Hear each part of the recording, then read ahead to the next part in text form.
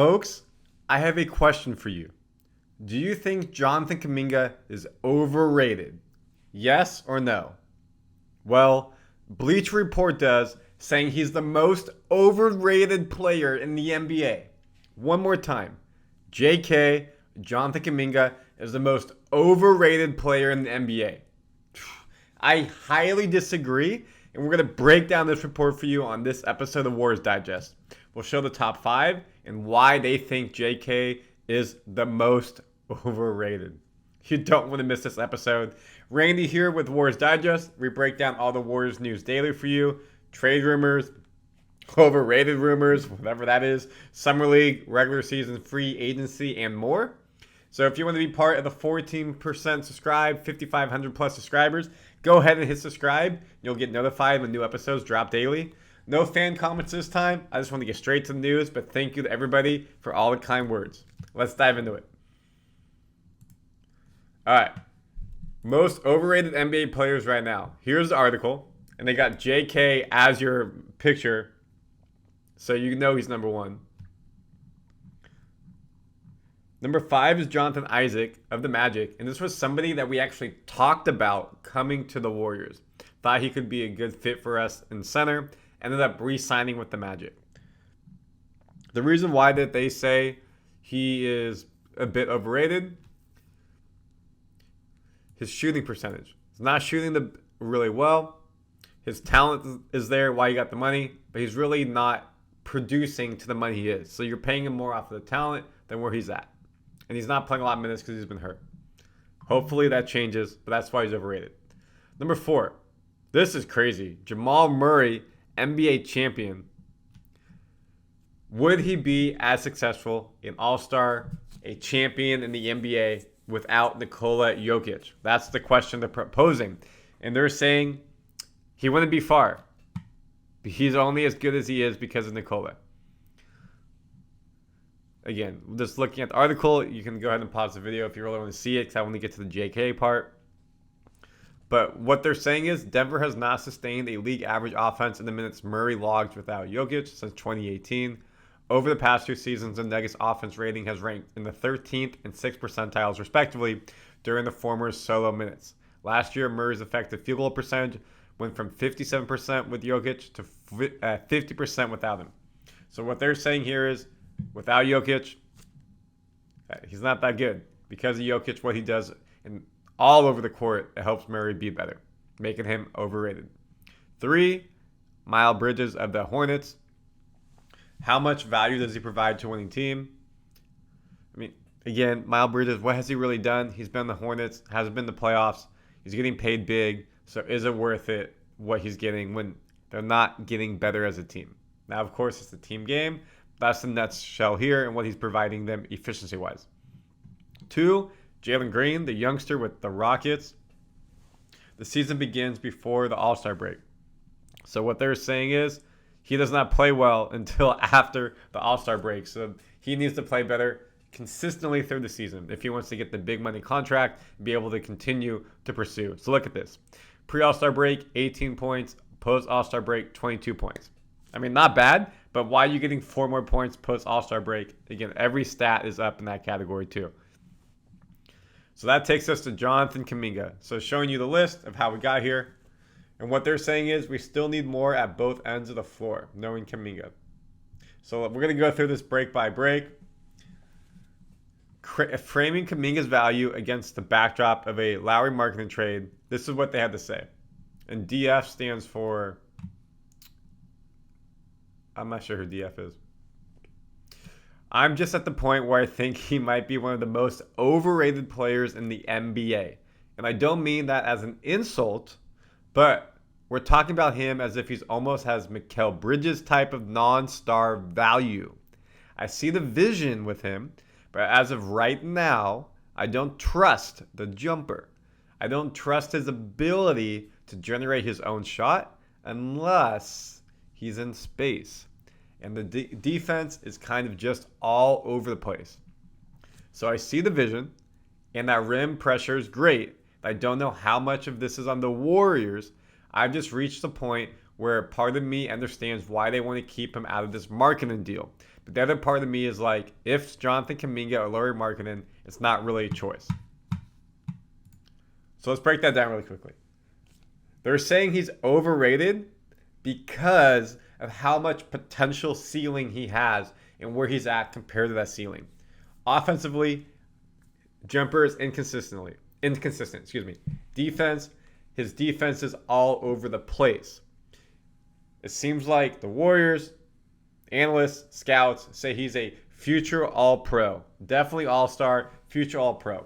But if he's not reached that in 3 years in the NBA, he's only 21 years old, does that make him overrated? That's what they're basically saying in that quote right there. So if you can get Markkanen, who's a proven All-Star, versus Kaminga for the potential, why not make that trade? Markkanen, of course, is late 20s. Kaminga is early 20s. So what are you going to get over the course of a decade from the player?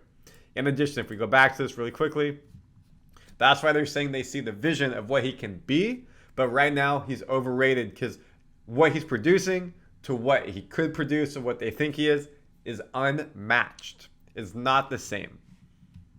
Continued. There's not an argument that Kaminga is a better player than Markkanen today. I think the Warriors may be fairly convinced that a year from now, it may be a real discussion if things go right. I don't know. You're right, though. So again, Markkanen is better than Kaminga today. When you look at the stats, you can't deny that. But it's the potential and the longevity based off of where they are in their current careers. Part of it, it's a glamour franchise. He's the best version of a hot prospect that they have. And so everybody's aware of him. And the highlights do it too. A+ athleticism. And then he makes it harder to be rational about how he does not show up in the right spots on defense a lot. Doesn't rebound. So I think it's not a hot take to say he's pretty overrated. At the same time, I think his potential is still stupidly high.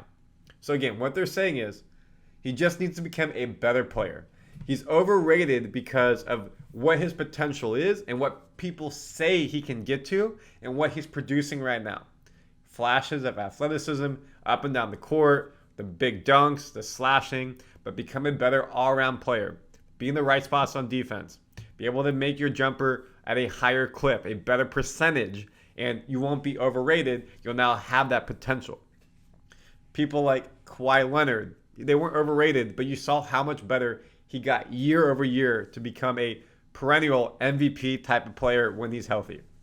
That is what people, I'm not going to say that Kaminga can get MVP type, but they're saying that is the type of leap he needs to make to go from just being someone with potential to someone with production and not being called overrated. To what end Golden State's responsible for Kaminga's enduring limitations is debatable. He did not have what you call a consistent role until last season. And of course, that happened halfway through the season. And make no mistake, the permanent production leaps off the page. But this idea that he's a cornerstone, both inside and outside the Warriors organization, is bizarre. Maybe he will get there one day. I hope he does, but he's not there yet. And that's why they're saying, is he overrated? Yes or no? Now, I don't think he's overrated. I don't agree with this article calling him the number one overrated player in the NBA. But in the sense of what they're saying, I'm actually happy they say that because this means they understand the potential and what he has opportunity to do. And he's not there yet, or he's not producing at the production that would not people think you're overrated. So it's actually a backhanded compliment in this sense to be called overrated because they want to see more. They know he has the ability to do more. He just needs to do it on a consistent basis. If we look at his stats really quickly,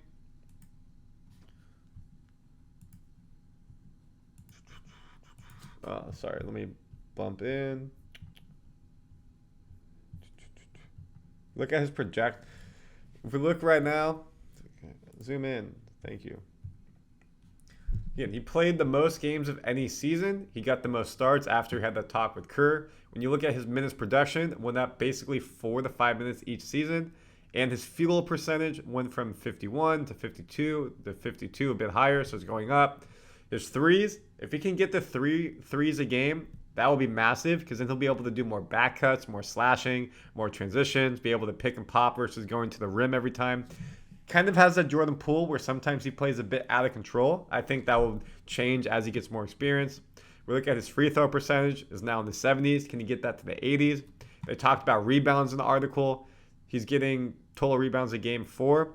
At his height, around 6'6", if he can get 7-ish, 6 to 7 a game, double digits, that is what we need to make up for Clay leaving. Turnovers per game got a bit high. Just take it down, and he will be over 20 points a game this season. You can clip this, and I guarantee that. And that's why they say he's a bit overrated, because they want to see more production across the board, more consistent production. Now, we've heard about him in trade talks for marketing, him in trade talks for Paul George. Warriors, the rumors are he's untouchable. Apparently, Brandon is now untouchable as well. So if you had to trade between Podziemski or Kaminga, who would it be? Who would you want to keep on this team if you had to give up one of those two for marketing?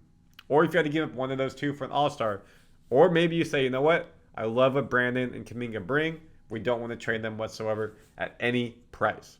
So let me know your thoughts. Do you think Kaminga is overrated? And let me know anything around Warriors World. Let's debate, talk about it, comment, and subscribe to stay updated on everything going on in Warriors land.